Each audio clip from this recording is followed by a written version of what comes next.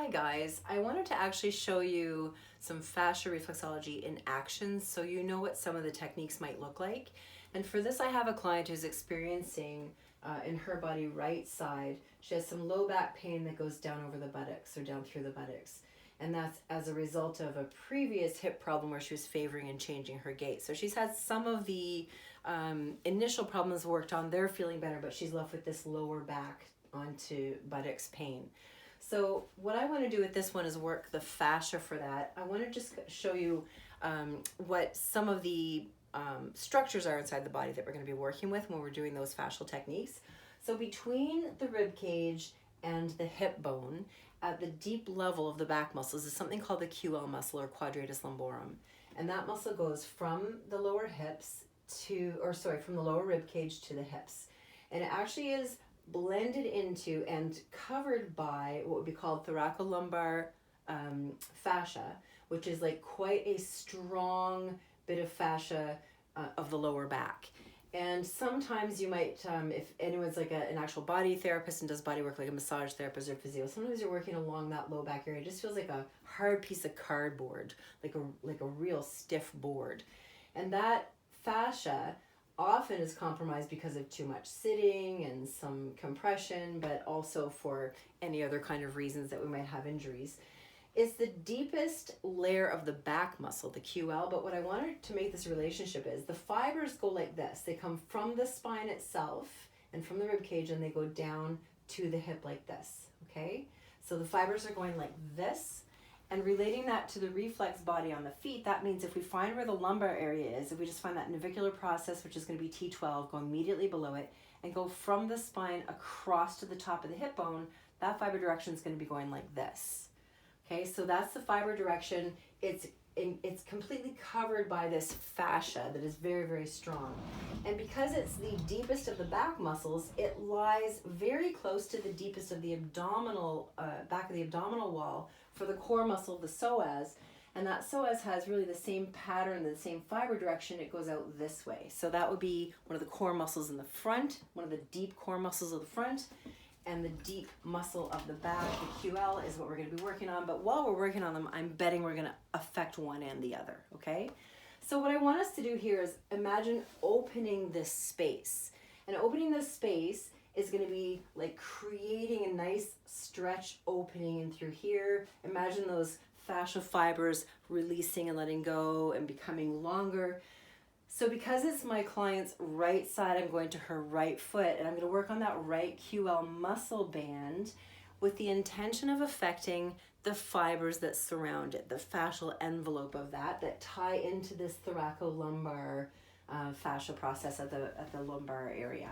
So first of all, I'm just going to go along with the direction of the fiber, and now I'm using a thumb, but I could very easily use a knuckle, and I could also use several knuckles. Okay, so you could really do anything to go along with the fibers of that in the right direction, imagining stretching that.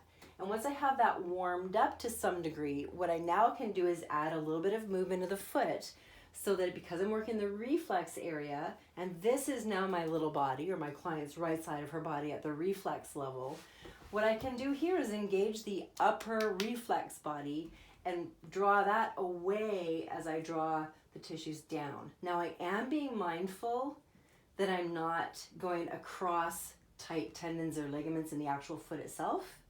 Okay, so we're always being very mindful not to create any harm or do any damage on site. And so I've warmed up the tissues, I'm going in those directions, but as I'm drawing down, I'm also pushing the foot away. And the second part of this one for opening up this area, as we all know that we've got, as reflexologists, we know we have a hip reflex on the side of the foot. And so it's in here. If we find that fifth metatarsal process that we use to locate the waistline, we can go below that, and there's like this soft tissue area. And the reason why that's kind of soft and squishy right here is because the cuboid bone is in here. So this really is just like a nice fleshy area that's open. There's no bone in there. And so we can really do some nice drawing down in that open space. So I can, again, soften that up. I can come from the side, I can move plantar, I can move back to the side again. And now that's this space, right? So if you want to just make a connection between patterns in the body and patterns in the little body of the foot, here's that open space between the rib cage and the hip bone, and this is the open space. Here's the open space. So I'm working in through here, softening that open space.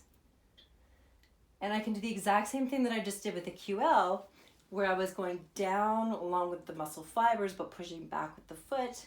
And I can do the same thing over here and open this space. So I'm opening between the heel line and the fifth metatarsal. Okay, and I can do that from the side. Okay, so as long as I'm using pressure, it doesn't matter. Don't hurt yourselves, obviously. So you can use a knuckle, you can use a thumb, you can use whatever it is that you need to use to protect your own self, as long as you're getting some good pressure in that. So I'm going through those several techniques, or those same techniques several times. And I can really feel that the tissue is getting quite hot. So there's an energy release happening through here. I'm going back to that side one. Just drawing down through the hip reflex on the side. Little cuboid fossa, the empty space where the cuboid bone would be in here. Opening it up.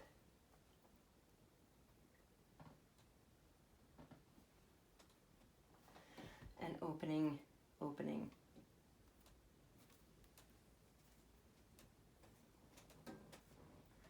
Okay, and that is our techniques. I will repeat those as many times as I need to see when the client starts to feel effects from that.